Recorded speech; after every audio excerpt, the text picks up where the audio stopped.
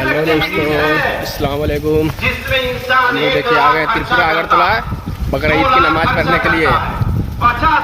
चलिए आपको आगे का नज़ारा दिखाते हैं। अब और इनमें सिर्फ एक हिस्सा अपने लिए। ये कौन सा रिलीजियस एक्टिविटी से ये कुर्बानी हमें ये सबक देता है, ये ईद उल अजहा हमें ये पैगाम देता है। इसलिए मेरे मोहतरम दोस्तों बुजुर्गों, ये ईद उल अजहा सिर्फ और सिर्फ एक आम रिवाज नहीं है कि बस इस्लाम धर्म में ये हुक्म है कि बस ये 10 जिलहज्जा को ईद के मैदान में नमाज पढ़ो और जानवर ज़बह कर दो और दूध खा लो।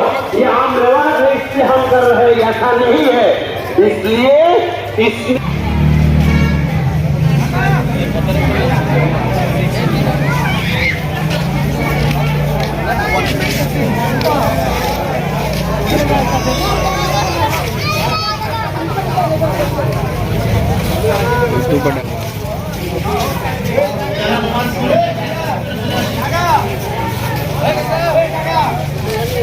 المنعم المحسن الديان بالفضل والجود والإحسان.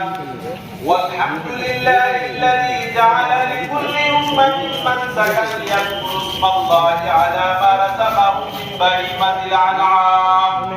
الله أكبر الله أكبر لا إله إلا الله والله أكبر الله أكبر ولله الحمد. ونشهد أن لا إله إلا الله وحده لا شريك له ونشهد أن محمدا عبده ورسوله صلى الله أكبر الله أكبر ولله الحمد.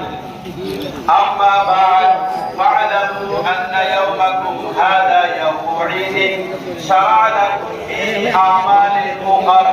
الله أكبر الله أكبر لا إله إلا الله والله أكبر الله أكبر ولله الحمد.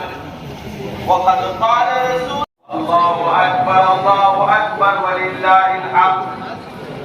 وقال رسول الله صلى الله عليه وسلم أي الصلاة؟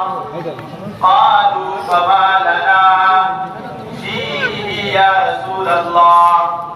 قال بكل شعرة حسنة. قالوا فالصوم يا رسول الله أكبر.